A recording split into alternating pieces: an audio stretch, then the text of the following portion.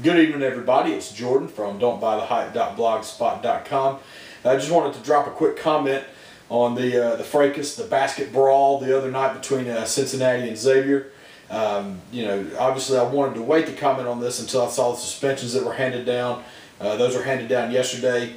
3 players, including Yancey Gates from Cincinnati, got 6 games worth of suspensions. 1 player got 1 game from Cincy. On the Xavier side, had 2 players get 4 games.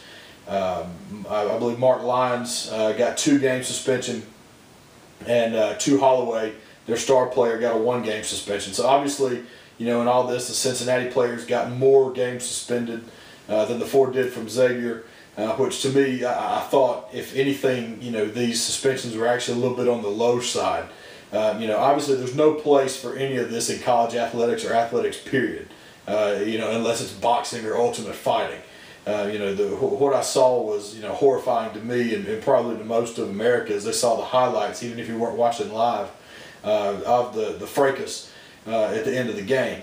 Obviously, in terms of post fight consequences, I think Cincinnati stands to lose a lot more than Xavier does here. Obviously, as things started, it started with a push from a Xavier player, and then kind of all heck broke loose. But in terms of image, I think Yancey Gates is the poster child for the negative image for what happened on Saturday. Not only does he come off the bench and throw a sucker punch at Freeze from Xavier, he gets another couple other punches in as well, and then has the audacity to stand there like looks like the Notre Dame mascot almost, with his dukes up, like he wants to box somebody on a college basketball court. I think if anything will be remembered from this altercation, which I think there will be some long-term consequences for this. I think that Yancey Gates will be remembered the most from this. Now, in light of the post-game reaction, I was very pleased with how both of the coaches, especially Mick Cronin, reacted to this situation.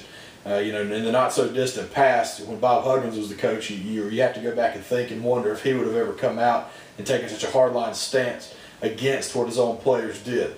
Obviously Mick Cronin did that. He came out and said that he was completely embarrassed, as he should be, for the reactions of his players. Chris Mack from Xavier, came out and said obviously that the things that are happening were unfortunate. Both coaches, talked about suspending players immediately. Cronin even saying there may be some players that lost their scholarships based on what happened. Once the schools and the conferences went back and reviewed the tapes, obviously it didn't go that far. Honestly, I think if anyone did deserve a loss of scholarship or a season-wide ban, it probably would have been Gates, just for landing the sucker punches and then, standing there with his dukes up like he's at a boxing match or an ultimate fighting ring, trying to get a piece. I thought that was, extremely embarrassing for both schools. A great inner-city rival. It's a great rivalry between those 2 teams.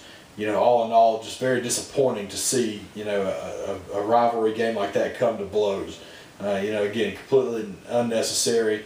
I think the suspensions were certainly warranted. If anything, I think, some of the players there, especially Gates, got off lightly with the amount of games that they were suspended. All in all, no place for that in college basketball, but, an interesting story and worth commenting on. So if you have any comments on what you thought, I will upload, if you haven't seen it so far, I will upload a link to the video on YouTube where you can take a look at the fight if you haven't seen it already. Just a sad day in college basketball. But, both teams will move on. Kind of as a sidebar, I've watched Xavier play 4 or 5 games already this year. I think they have an outstanding squad. I hate to see that, they're catching national spotlight for this incident, whereas in reality they're probably a top 5 or 6 team in the country. Obviously there's some real talented teams with Kentucky and North Carolina and Syracuse, Duke, the Ohio State. Those are 5 really good basketball teams right there, but I think Xavier has the potential on any given day to play with any of those teams. Again, Cincinnati, a good squad as well. I got to see them play against Georgia the other day. They've been kind of schizophrenic this year, having some really low lows, losing to Presbyterian, but then playing some really good games as well. You hate to see college athletics be in the spotlight for this kind of activity, and sadly, this is the kind of stuff that that people see the most. So, anyway, if you have comments, drop them in the comment box below. And as always, don't buy the hype.